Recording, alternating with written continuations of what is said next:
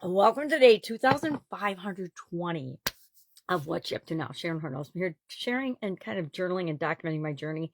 Originally, as I left the brick and mortar corporate world of businesses following my divorce and joined the online world of business, I've always been curious about the internet and I had a strange fascination with it, but I'd never had the time or energy while I was running other businesses and working in corporate America on the side and raising my family to hop on and figure out the online world. And so in 2017, I finally made the leap. I was old enough to retire, but I didn't really want to retire following my divorce. So I was like, what am I going to do now? And what came up for me was, hey, I've always been interested in the internet. Let's check it out and see what we can learn. And it's been a very interesting journey since then. Some really high, great times, and some really low. How did I think and why did I ever think I wanted to do this times, which is pretty much inherent in our lives and in our business and career endeavors as well, because that's just one little facet or part of our life. So today, excuse me, of course, and over the next 7 days now following today, we are going to hop into the growing process. I taught the growing process and I'm teaching it as part of the Let's Grow annual challenge. We came up with the process together as a group in January, and then we've applied it every month in the 9 different life framework areas that we look at: physical, mental, emotional, spiritual, financial, relationships, contribution, communication, and confidence.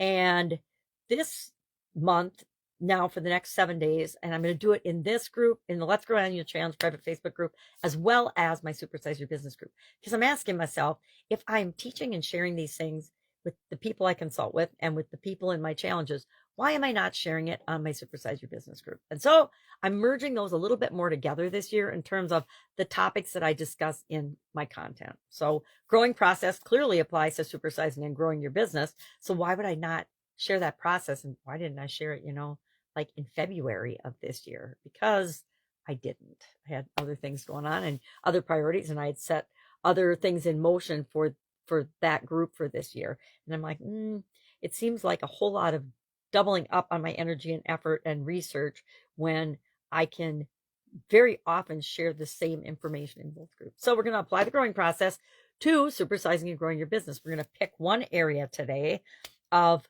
our life and of our businesses that we really, really want to get some leverage on and begin and implement the growing process for, because that will carry us all through 2025 when done correctly, right? When applied correctly, any tool will work for us. When applied incorrectly, any tool can drive us crazy. Think of social media. Social media is an incredibly powerful tool, but there are days where it just drives me crazy. So we're picking an area, and then for my analysis for the life framework, because I'm going through and picking, since we did the last 9 days, we applied the Raplik process to each of the different areas and aspects of our life, and then we applied those to our business as well. It's pretty easy to think back or look back over the last 9 days and say, okay, what stands out as the area that I will get the most leverage on if I work on it and apply the growing process? And in order to compare that, I'm going to pick the number one thing that stands out in each of the 9 areas of the life framework, and then apply the urine analysis to add some more subjectivity, or eliminate subjectivity and add more objectivity to choosing among very dissimilar alternatives. And I think that the urine analysis is a great process for that. We ask ourselves and compare them to one another. Is this urgent? Is it going to require a ton of resources? Is it important? It doesn't even matter if we work on this or not. Or are there things that are far more important?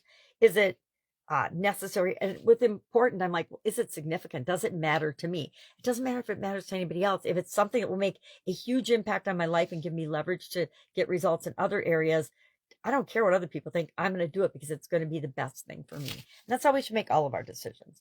Is it necessary? Is it something that we even need to do, or is it just totally unnecessary effort? Working on a project right now where I'm asking myself that question a lot. And then energy and effort required. Is the energy and effort required to put into this? What is it compared to the other things? Because sometimes we can do a littler thing that will give us leverage and help us with the next big thing that we know we want to do. I hope that makes sense. So that's what we're talking about today. That's what we're doing today. I'm wrapping up some projects as well as starting some new projects and getting ready for the holidays. And it's one of those years where I'm kicking myself in the rear because I'm so not prepared, but I will be. Always get everything done that I say I'll get done. All right. If I can help you in any way, ask. Let's have an awesome day, and I will, of course, be with you tomorrow.